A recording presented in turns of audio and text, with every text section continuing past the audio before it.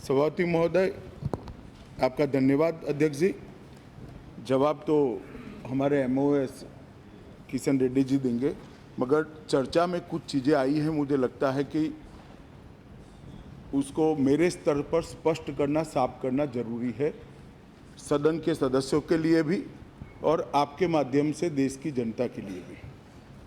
सबसे पहले बहुत सारे लोगों ने कहा कि इसका मिसयूज होगा, ये होगा, वो होगा। कुछ धर्म के भी नाम दिए गए, कुछ ऑर्गेनाइजेशन के भी नाम दिए गए।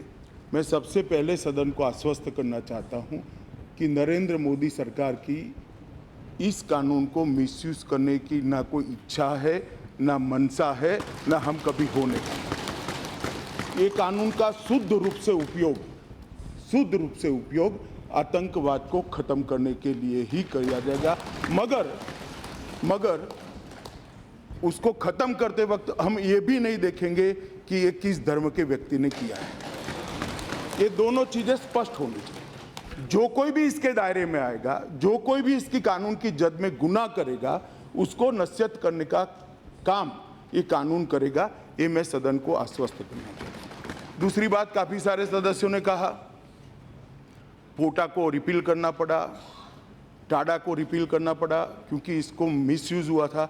मैं रिकॉर्ड क्लियर करना चाहता हूं साहब, पोटा को मिसयूज के लिए रिपील नहीं किया गया था, पोटा को वोट बैंक बचाने के लिए रिपील किया गया। कोई मिसयूज नहीं हुआ पोटा का, मैं स्पष्ट करना चाहता हूं। पोटा एक कानून था जो देश को आतंकवाद से बचाता था। पोटा एक कानून था जो देश की सीमाओं की सुरक्षा करता था। पोटा एक कानून था आतंकवादियों के जहन के अंदर भय पैदा करता था, और जो करते थे उनको जेल की सलाखों के पीछे ले जाता था, फांसी के तख्ते पर चढ़ाता था। वो कानून को 2004 में यूपीए की सरकार आने के बाद पहली कैबिनेट के पहले प्रस्ताव में रिपील किया। मैं मानता हूं अध्यक्ष जी कि एक राजनीतिक कदम था, हमें कोई आपत्ति नहीं, राजनीतिक कदम उठाइए, परंतु संसद के सदन का उपयोग तो राजनीति के लिए न करिए। आप ऐसा कहेंगे कि पोटा का मिसयूज हुआ था और जो पकड़े गए इसके धर्म के कितने थे ऐसे गए। ओवैसी साहब ने कहा कि मुसलमानों पर कार्रवाई होती।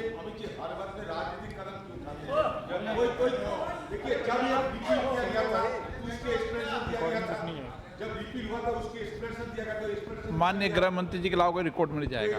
जब हमने नहीं करा। मैं कांग्रेस के सदन नेता को कहना चाहता हूं कि हमने रिपील नहीं किया था, वो एक्सप्लेनेशन ही पॉलिटिकल था। यहां सदन के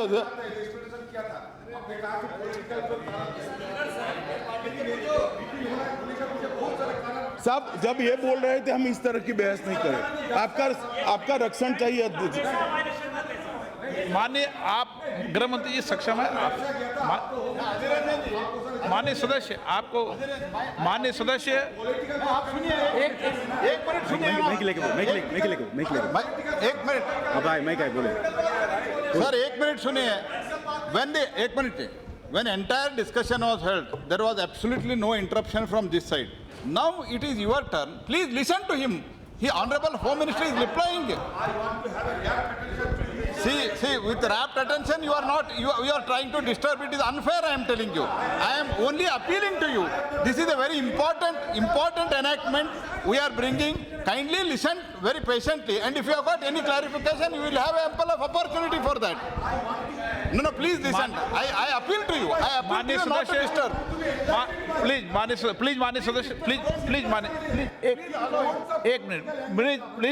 प्लीज माननीय सदस्यगण, मैंने पूर्व में भी स्पष्ट किया था और पूर्व में भी व्यवस्था न होने के बाद भी जब कश्मीर की चर्चा हो रही थी तो माननीय अध्यक्ष जी के बाद मैंने आपका क्लियरिफिकेशन कराया था। व्यवस्था नहीं होने के बाद मैं सभी सदस्यों को पर्याप्त मौका देता हूं सदन के अंदर, और सरकार से भी ये अपेक्षा करता हूं कि हर सदन का क्लियरिफिकेशन सरकार करे। इसलिए जब माननीय गृह मंत्री जी बात रखते हैं तो कोई माननीय सदस्य कोई बात क्लियरिफिकेशन करना है तो आप मुझे टेबल ऑफिस पर कागज भेजना, मैं निश्चित रूप से आवश्यकता होगी, विषय ऐसा होगा तो निश्चित रूप से सरकार से क्लियरिफिकेशन कराऊंगा। माननीय और माननीय अध्यक्ष जी, जो मैंने कहा उसके समर्थन में मैं कुछ और कहना चाहता हूँ कि पोटा को रिपील करना उचित कदम नहीं था, ऐसा मेरा आज भी मानना है।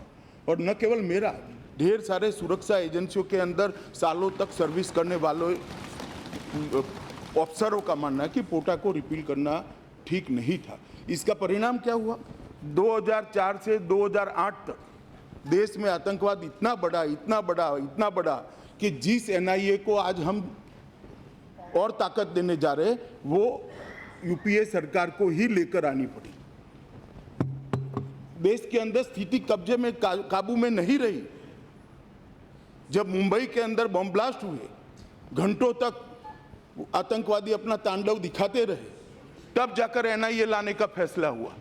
और पोटा अगर न निकालते तो देश के अंदर वो आतंकवाद की स्थिति नहीं होनी थी, शायद मुंबई ब्लास्ट भी न होता।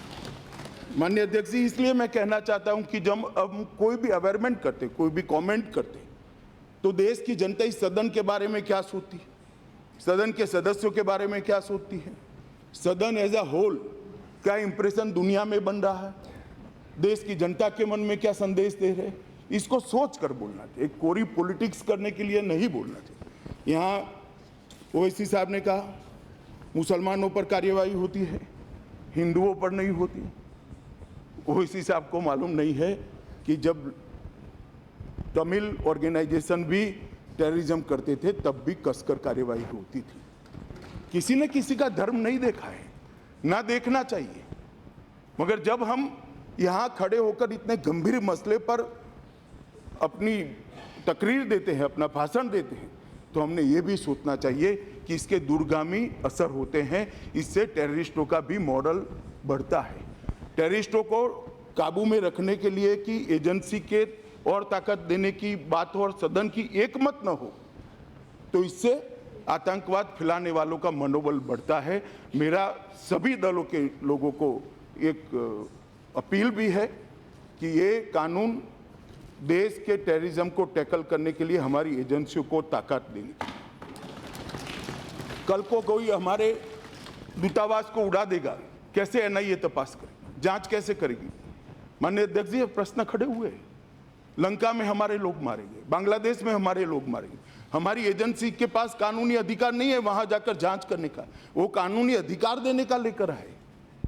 इस पर टिप्पणी करने की जगह अगर पुराने खाके और पुराने हिसाब निकालना है तो एक समय मांग लीजिए अध्यक्ष जी को। मैं भी तैयार हूं चर्चा करने के लिए और मन खोल कर चर्चा। मगर एनआईए को जहां तक हमने ताकत देने का सवाल है, ये सदन एकमत रहे, एकजुट रहे।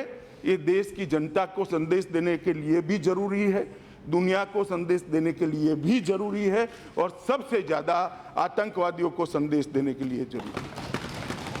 माननीय अध्यक्ष जी, फारूक साहब ने एक मसला उठाया जम्मू कश्मीर का। उनकी पार्टी के एक मेंबर, रिटायर्ड जज साहब थे, वो एक किसी के घर पर गए थे, वहाँ फायरिंग हुई है और एक सिक्योरिटी पर्सनल इसमें थोड़ा उसको लगा भी है। मैं इस बात की आपकी कंसर्न की नोट लेता हूँ फारूक साहब। तंत्र इसके पीछे पड़ा है और मुझे भरोसा है कि इस पर हम जल्दी ही इसके मूल तक पहुँचेंगे और कठोर से कठोर कार्रवाई। धन्यवाद।